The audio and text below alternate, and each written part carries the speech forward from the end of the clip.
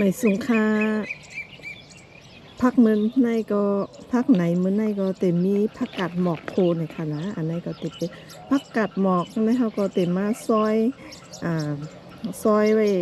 จังไหนค่ะนะเล็กๆค่ะมันนี้เฮาเต็มซอยเป็นเล็กๆจังไหนค่ะนะผักกาดหมอกโคใส่หมูสับค่ะอันนี้ก็บรรยากาศกลางในค่ะนะโอ้อันนี้ก็7 โมงปลายอะค่ะนะ